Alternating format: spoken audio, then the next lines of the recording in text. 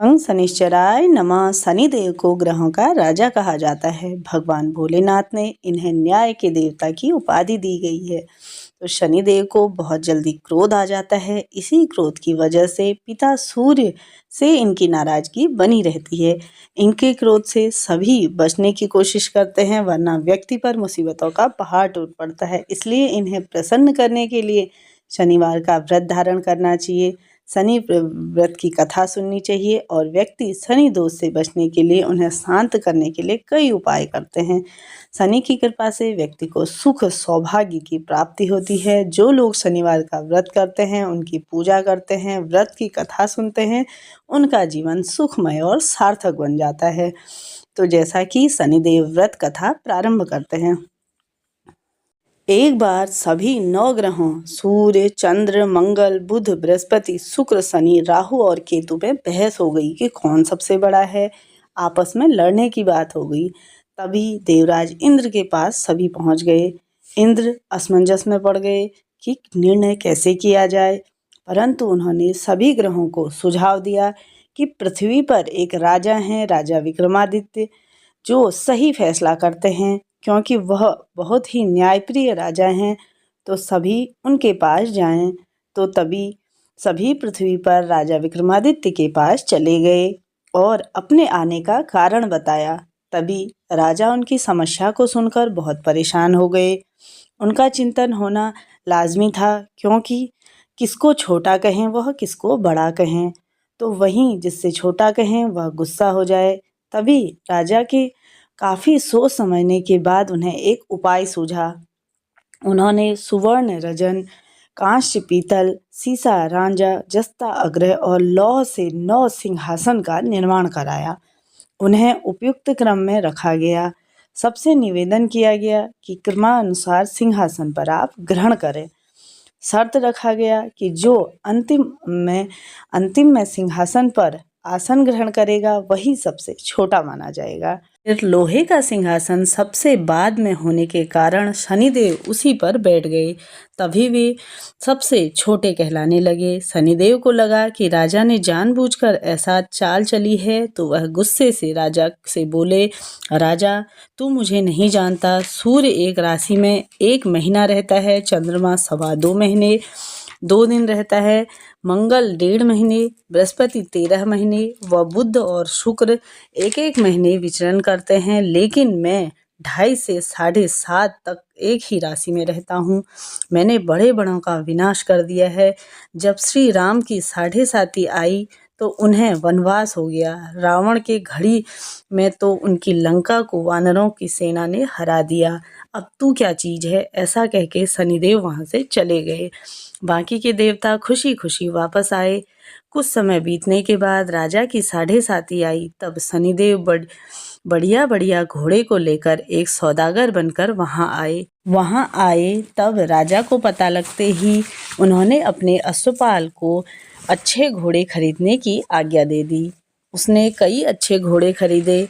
उनमें से एक सर्वोच्च घोड़ा राजा को सवारी के लिए दे दिया गया। राजा के सवार होते ही वह घोड़ा सरपट वन की ओर भागने लगा।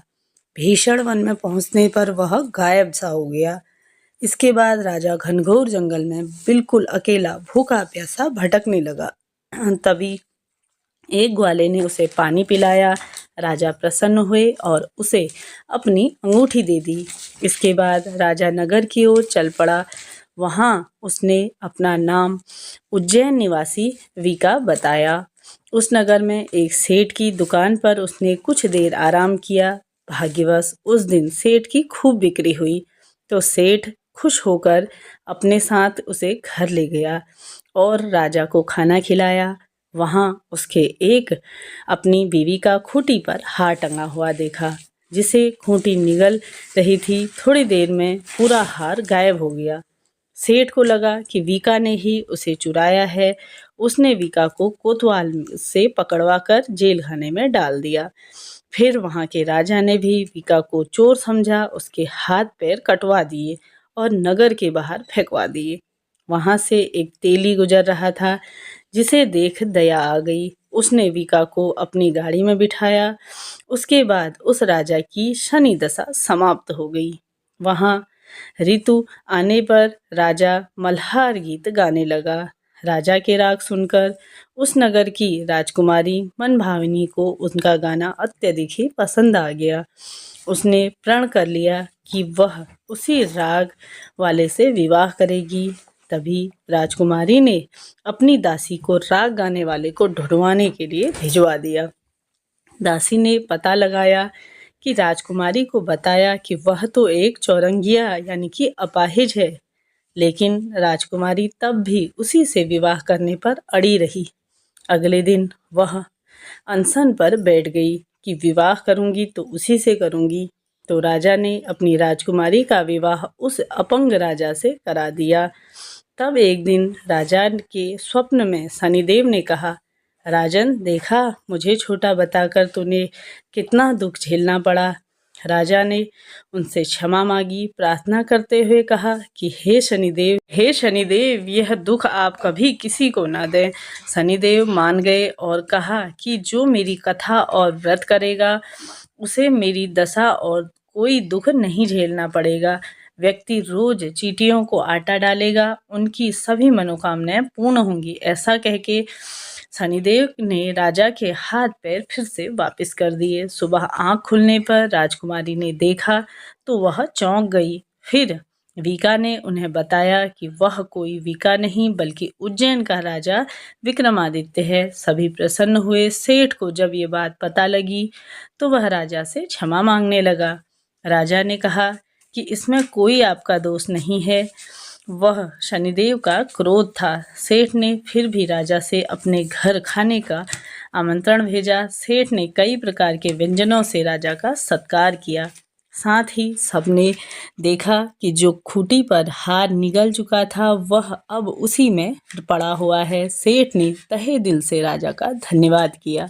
फिर सेठ ने राजा से अपनी कन्या श्रीकंवरी से साथ विवाह करने का निवेदन किया। राजा ने इसे स्वीकार कर अपनी दोनों रानियां मनभावनी और श्रीकंवरी को लेकर उज्जैन नगरी चले गए। वहां राजा का खूब आदर सत्कार किया गया। सारे नगर में दीपमालाएं बनाई गई। राजा ने पूरे नगर में घोषणा की कि मैंने शनिदेव को सबसे छोटा बताया, जबकि वह तो सबसे सर्वोपरि हैं। सारे अच्छे बुरे कर्म के कारक शनिदेव हैं। तब से सारे राज्य में शनिदेव की पूजा करने और नियमित रूप से होने लगी और साथ ही जो भी शनिवार का व्रत करता है, शनिदेव की कथा सुनता है, पढ़ता है, उसके सारे दुख दूर हो जाते हैं। बोलिए शनि देवता नमो नमः। इसके साथ ही शनिवार व्रत कथा जैसा कि यहाँ पे पूर्ण होती है। अब बात करते हैं पूजा विधि की। तो इस दिन सुबह के समय में आपको जल्दी से उठना चाहिए क्योंकि अंधेरे में ही शनिदेव का पूजन किया जाता है। तो शुद्ध और साफ और स्वच्छ कपड़े पहने, साथ ही काले रंग के कपड़े आपको धारण करने चाहिए। इसके बाद पीपल वृक्ष को जल अर्पित करना चाहिए। पीपल वृक्ष को जल अर्पित करने के बाद वहाँ पे एक शनिदेव के नाम का दीपक अवश्य से ही प्रज्वलित करने चाहिए। तेल का दीपक आपको प्रज्वलित के लिए हमेशा ही सरसों का दीपक आपको प्रज्वलित करना चाहिए। इसके बाद आप सभी को मूर्ति को चावलों से बनाए गए 24 दल के कमल पर स्थापित कर देना चाहिए। सुबह लोहे से निर्मित शनिदेव की प्रतिमा को पंचामृत से स्नान कराएं। फिर काले तिल, फूल, धूप, तेल, काले वस्त्र आदि शनिदेव को समर्पित करने चाहिए। पूजा के बाद शनिदेव के 10 नामों का स्मरण अवश्य से करना चाहिए। शनि मंत्रों का जाप करना चाहिए और साथ ही शनिवार व्रत की आरती सुननी चाहिए, जो कि इस प्रकार से है। जय जय जय शनिदेव भक्त हितकारी, सूरज के पुत्र तुम छाया महतारी। जय जय जय शनिदेव तुम्हारी, श्याम अंग वक्र दृष्ट चतुर्भुजाधारी, नीलांबर धार नाथ गज की असवारी। जय जय जय श्री शनिदेव तुम्हारी, क्रीट मुकुट शीश रजित दीपक है लीलारी, मुक्तन की माला गले शोभित बलिहारी। जय जय जय शनिदेव तुम्हारी, मोदक मिष्ठान पान चढ़त है सुपारी, लोहा तिल तेल उड़द महिषिरी अपी प्यारी। जय जय जय शनिदेव तुम्हारी, देव धनुष ऋषि मुनि सुरमित नर नारी, विश्वनाथ धरत ध्यान शरण है तुम्हारी। जय जय जय शनिदेव तुम्हारी। शनिदेव की व्रत कथा यहाँ पे समाप्त होती है। मिलते हैं अगली वीडियो में। हर हर